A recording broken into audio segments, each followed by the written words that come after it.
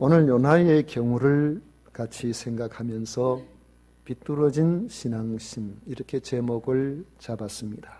우리는 숫자에 민감합니다. 사고가 나도 사상자의 숫자에 따라서 매스컴의 혹은 국민들의 관심이 달라집니다. 전도 집회를 해도 얼마나 모였는가를 성공 실패의 기준점으로 삼습니다.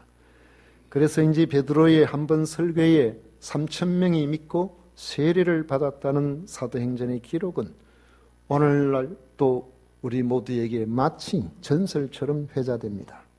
그런 점에서 본다면 요나의 선교 사역은 베드로 사역이 명함도 내밀 수 없는 대사건입니다.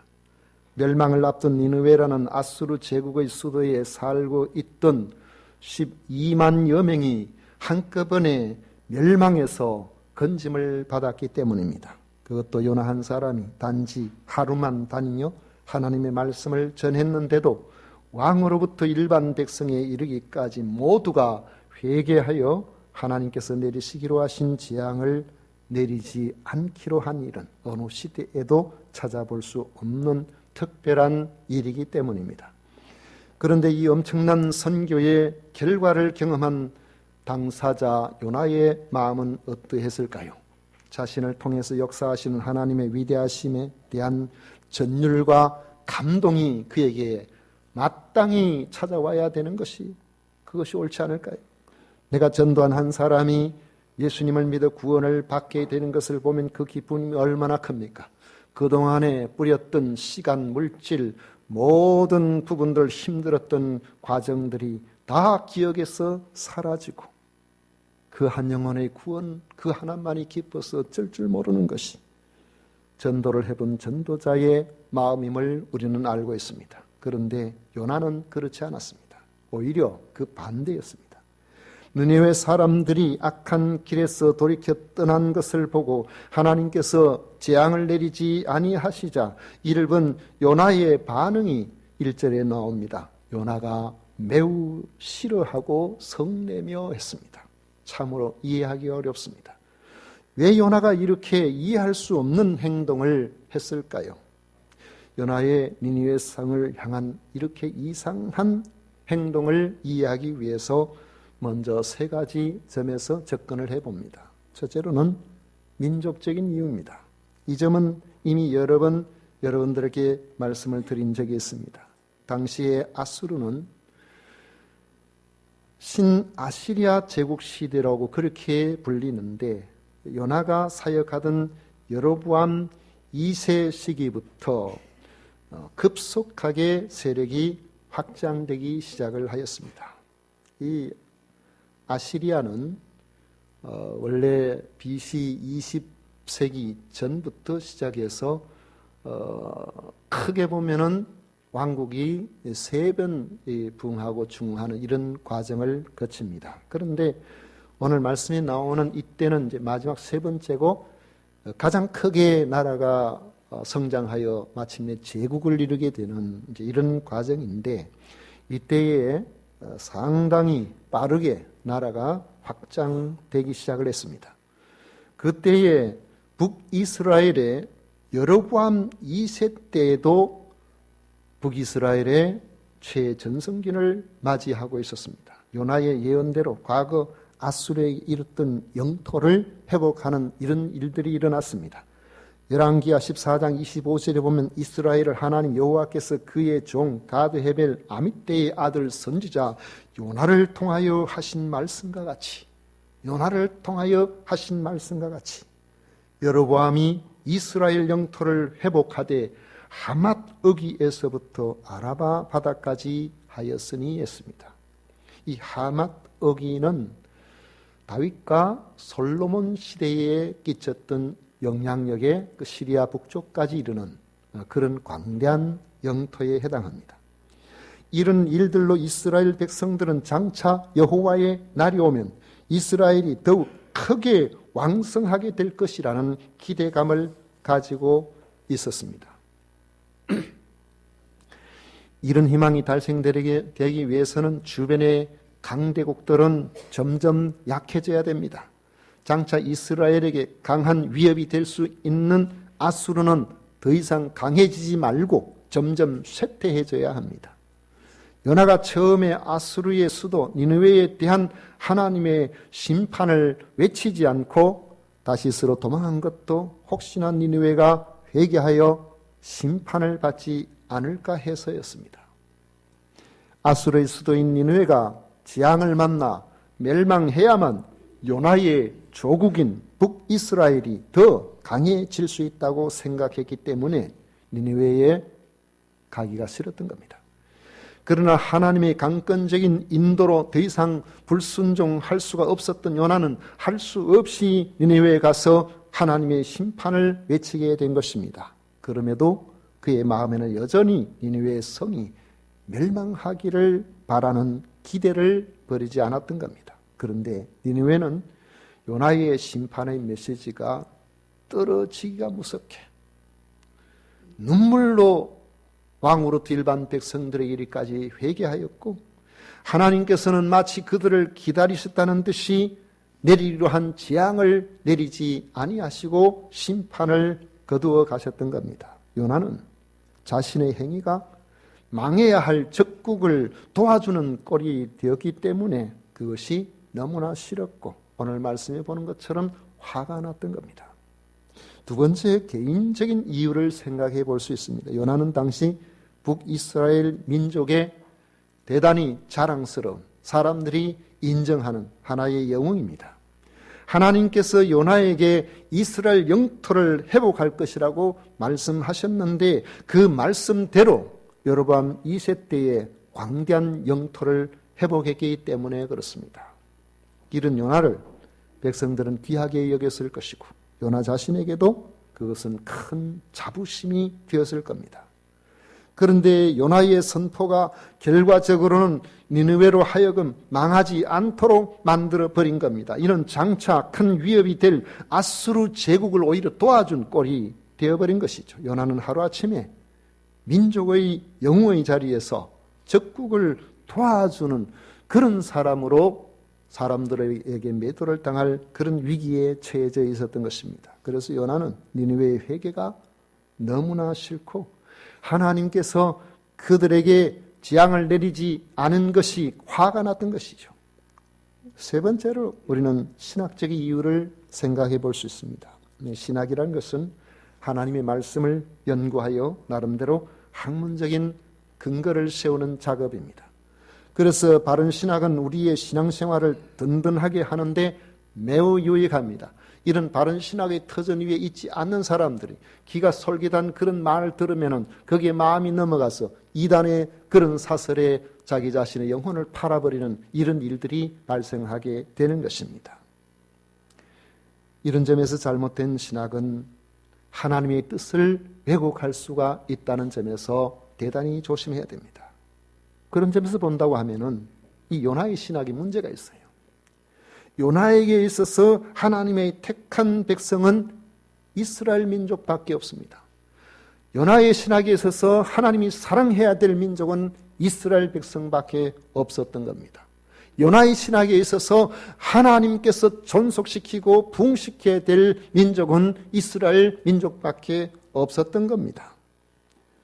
이스라엘의 복을 위해서는 다른 민족은 망해야 되고 이스라엘의 부흥을 위해서는 다른 민족은 없어져야 할 바로 그런 생각을 가지고 있었던 겁니다. 이런 신학의 뼈대를 가진 요나는 하나님의 말씀조차도 이 신학에 맞추어서 이해를 하려고 했던 것입니다. 왜 망해야 할 적국의 니느웨 성이 망하지 않느냐는 것이죠. 그것은 바로 하나님의 성품에 문제가 있다는 겁니다. 그 성품이 뭡니까? 2절에 보십시오.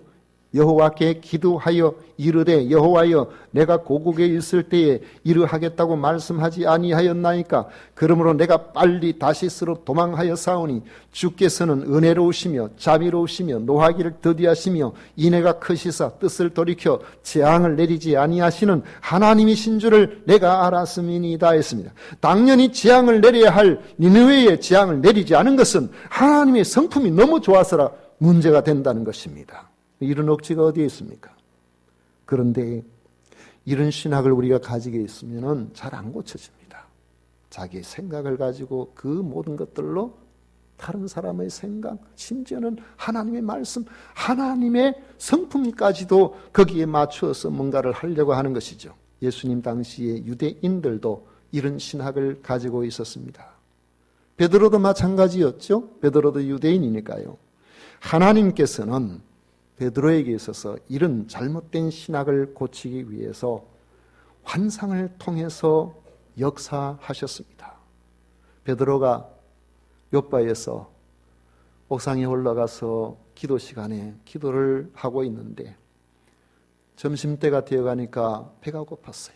그 배가 고픈데 갑자기 환상을 봅니다. 환상 가운데서 저 하늘에서 네 기퉁이를 맨 그릇이 하나 쭉 내려오는데 그곳에 보니까 온갖 짐승들이 담겨 있었습니다. 그 짐승들을 보니까 그 짐승들에는 유대인이 별로 좋아하지 않는 짐승들도 그곳에 있었던 것이죠. 유대인들이 뭘 좋아하지 않습니까? 율법을 따라서 그들은 고기도 아무거나 먹지를 않습니다. 그들은 짐승을 먹어도 가축을 키우고 먹어도 소나 양이나 염소 같은 거. 서율법에 보니까 하나님께서 정하게 여긴 짐승, 먹을 수 있는 짐승 정해놓았었는데 그게 뭡니까? 되새김질을 하고 또 발굽에 이 굽이 갈라져 있고 요게 율법에서 정하게 여기는 그런 짐승이에요. 거기에 보니까 소나 양이나 염소 같은 거 이 개는 안 됩니다.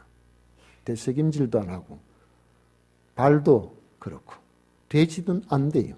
발굽은 갈라져 있는데 되새김질을 안 하니까 정하지 않은 것으로 알죠. 그런데 하늘에서 이런 환상이 쭉 내려오는데 환상 가운데 그것을 보고 있으니까 하늘에서 소리가 들립니다. 베드로야, 잡아먹어라. 아니 하나님, 저는 지금까지 유대인으로서 율법에 근거해서 그렇게 살아왔습니다. 이것 전부 속된 것인데 저는 이런 거 안 먹습니다. 그러자 하늘에서 다시 소리가 들려옵니다. 하나님께서 깨끗하다고 하신 것을 내가 속되다 하지 말라. 유대인들만 깨끗하다는 이 베드로가 그 환상을 3번 반복해서 보고 난 다음에 자기의 신학을 버리고 유대인만이 아니라 이방인도 사랑으로 구원하시려는 하나님의 말씀을 받아들이기 시작을 했던 것입니다. 이때부터 베드로는 이방인들에도 관심을 가지고 고넬료를 비롯해서 곳곳에 복음을 전하는 그런 사람이 됩니다. 요나가 싫어하고 화를 냈던 까닭은 민족적인 이유와 개인적인 이유, 나름대로 정립해둔 자신의 신학적인 이유가 있었기 때문에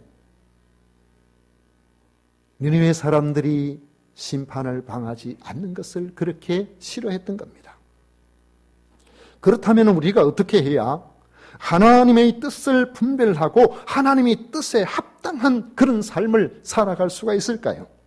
우리가 하나님의 뜻을 분별하려면 하나님께서 무엇을 원하시는가에 우리가 항상 마음을 두어야 하는 겁니다.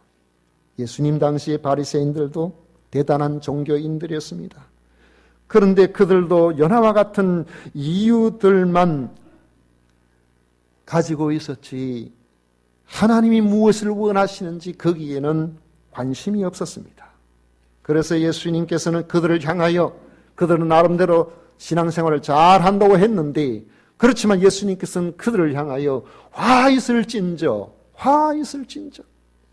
바리새인과 서기관들이여 하시면서 책망하셨던 겁니다. 왜요? 그들은 하나님의 생각과 다른 방식으로 자기들이 좋은 방식대로 신앙생활을 하고 있었기 때문에 그런 것입니다. 하나님께서는 하나님이 기뻐하시는 가장 귀한 것이 영혼을 살리는 일입니다. 사랑하는 겁니다. 멸망치 않는 것입니다. 죄에서 건져내는 겁니다. 하나님께서 우리에게 원하시는 것은 망하게 하는 것이 아니라 살리는 것입니다. 죄에서 벗어나게 하는 겁니다. 이 세상에 잠시 살다가 사라지고 지옥 형벌 받는 인생이 아니라 영원히 사는 바로 그 소망을 우리가 간직하고 결국에는 하나님 나라에서 하나님과 더불어서 영생을 누리는 것, 그 하나님께서 원하시는 것입니다. 누구든지 회개하고 하나님 앞에 나오면 하나님께서는 참고 기다리셨다가 그들을 다 받으셔서 하나님이 자녀 삼고 싶으신 거죠. 그런데 바리새인들은 우리는 그렇지만 너희는 안 돼. 너희들은 안 돼. 너희들은 안 돼. 하나님께서 우리에게 원하시는 그 사랑을 모르고 그들은 사람을 판단하고 사람을 중지하고 사람을 분석하고 이렇게 해왔다는 것이죠.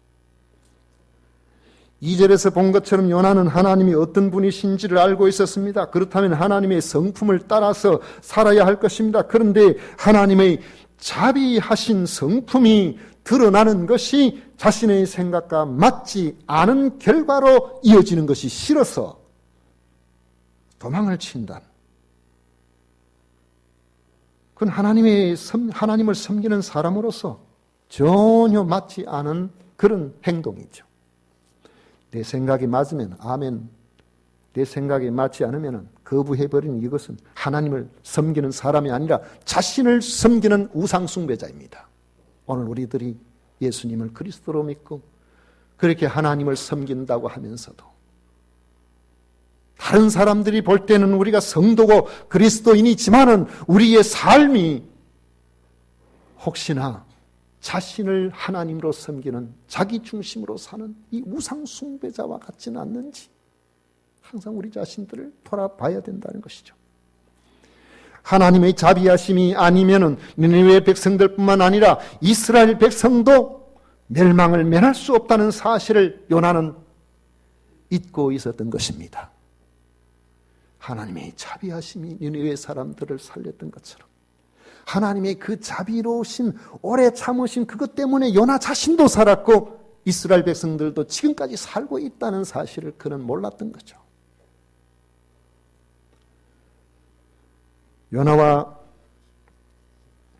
이스라엘 백성들은 은혜로우시며 자비로우시며 노하기를 더디하시며 인애가 크신 하나님께서 회개하는 니느웨를 용서하신 것에 성낼 것이 아니고 죄를 미워하시는 하나님께서는 이스라엘 백성도 회개하지 아니하면 심판을 면할 수가 없다는 사실을 기억하고 그 자비로우신 하나님 앞에서 이스라엘 백성들을 향하여 우상 숭배에서 벗어나고 하나님을 섬기고 외식의 자리에서 벗어나서 하나님만 바라보도록 회개를 선포해서야만 되었을 것입니다. 그때까지 참고 기다려주시는 자비로우신 하나님께 감사를 드리고 민족을 향한 그 마음을 가지고 있어야 된 거죠. 사실 당시에 북이스라엘의 시작부터 끝까지 여로보암 1세부터 멸망하는 호세아 때까지 북이스라엘이 하나님을 제대로 섬긴 적이 없었습니다. 하나님의 백성인데도 불구하고 그들이 처음부터 아예 우상 숭배를 작정했습니다. 베델과 다안에다가 금송아지 만들어 놓고 이것이 하나님이다 이랬거든요. 하나님 이름을 부르면서 그 앞에 섬기고 있었습니다. 만망할 수가 없는 그런 나라였어요. 그런데 북이스라엘의 이 여로보암 2세 때에 마치 촛불이 꺼져가기 전에 갑자기 한번 밝아지는 것처럼 나라가 왕성해졌을 때에 그들은 하나님 우리 사랑하셔서 이렇게 부흥시켜 주셨다. 그게 아니었어요. 왜냐하면 그 속에 그들은 지금까지 경험해왔던 것과 비교할 수 없을 정도로 하나님 앞에 혼탁하고 범죄하고 온갖 우상숭배에 빠져 있었던 겁니다. 민족의 부흥만이 복이 아니었다는 사실을 그들은 모르고 있었던 겁니다. 이 요나가 사역하던 당시 북이스라엘은 유프라테스 강에서 가까운 이 하맛 어기까지 영토를 회복하는 등 최전성기를 맞이하고 있었지만은 그 당시에 신앙적으로 볼 때는 엄청난 암흑기에 있었습니다. 요나는 그 별 생각을 안 했던 것 같아요. 또 한편으로 아수르는 아직까지 최전성기는 아니고 전성기를 향하여 가고 있는 중이었는데 그 당시에 국가적으로 위기 상황을 맞이한 적이 몇 번 있었습니다. BC 765년에 전염병이 돌아가지고 백성들 많은 수가 죽고 이 나라가 약해져 버렸어요. 그리고 2년 이후에 BC 763년에 일식이 찾아왔습니다. 요즘은 일식 오면 와 신기한 거 본다 그러면서 뭐 우리는 어릴 때 뭐가 없어가지고 유리 조각 어디 깨지는 거 없는가 해서 그름에 이렇게 해가지고 뭐 탁 쳐다보고 이렇게 했었어요. 요즘은 그렇지만 옛날에는 일식은 큰 재앙으로 알았습니다. 아 이제 큰일 났구나. 나라가 망하겠구나. 그리고 그 해에 아니냐 다를까 또 전염병이 찾아온 거예요. 그러니까 이 재앙하면 자다가 깜짝깜짝 놀랄 그런 시대라고요. 그런데 난데없이 요나가 나타나서 앞으로 하나님 말씀하시기를 40일이 지나면 재앙이 임하게 될 것이다. 그러니까 전부 다 깜짝 놀래가지고 이 재앙 임하면 우리는 이건 도무지 소망이 없다고. 그때가 아마 BC 760년 경이었던 것 같습니다. 이런 상황이 된 것이죠. 그들은 회개하여 재앙을 명하였고 곧바로 아수르의 최전성기를 향하여 나가게 됩니다.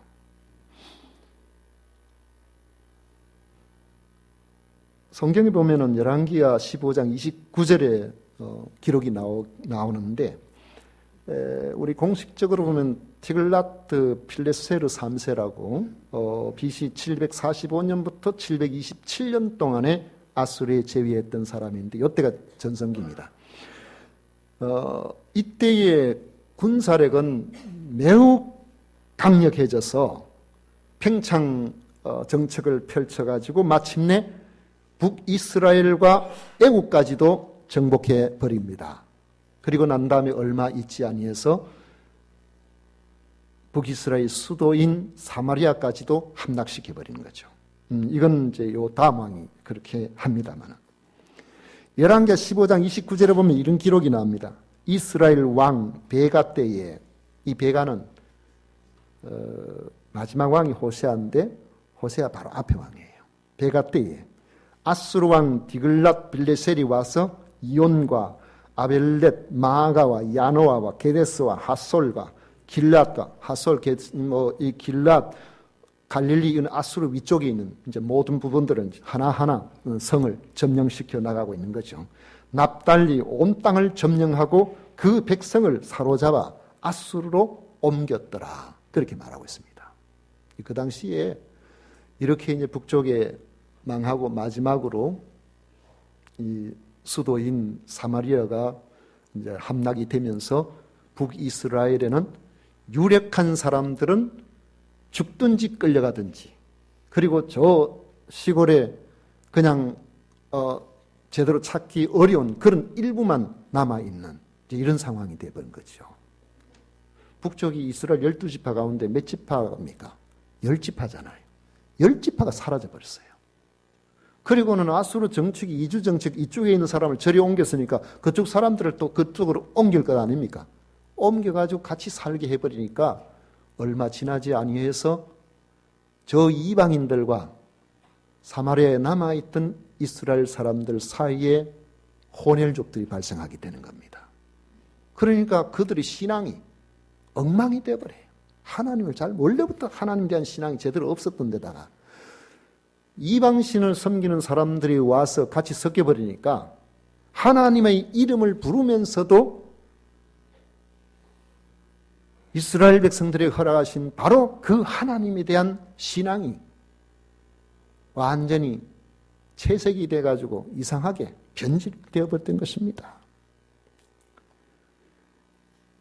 요나가 사역하던 이후에 이스라엘 백성들은 여전히 우상 숭배에 빠져 있었기 때문에 죄가 계속해서 차여가고 있었기 때문에 은혜로우시며 자비로우시며 노하기를 더디하시며 인애가 크신 하나님이시지만은 참고 계시다가 결국 북이스라엘도 멸망에 이르게 되어버렸던 것입니다.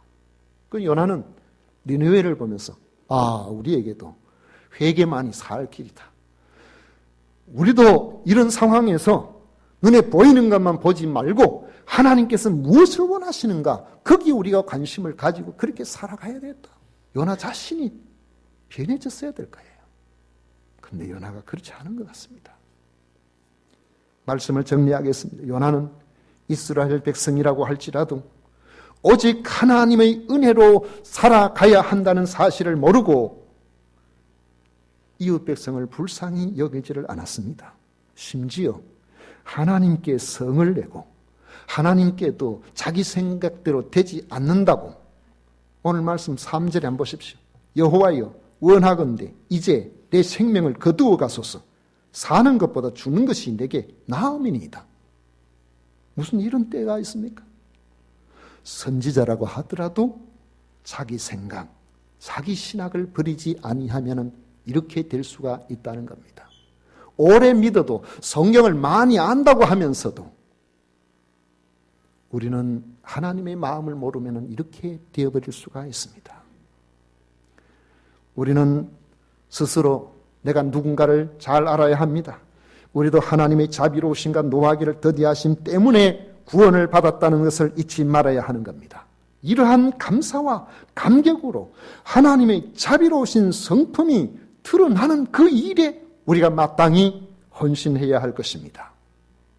내 생각을 버리고 내 유익을 버리고 내 신학을 버리고 한 영혼이라도 죄악 가운데서 망하지 않고 구원받기를 원하시는 하나님의 마음을 알아들이는 그러한 성도가 하나님께서 기뻐하시는 성도입니다. 그것이 바로 하나님께서 우리를 구원해내신 방식이었습니다. 그러므로 우리도 이런 하나님의 마음을 알아들이는 그런 성도로서 우리 모두가 살아가시기를 축원합니다.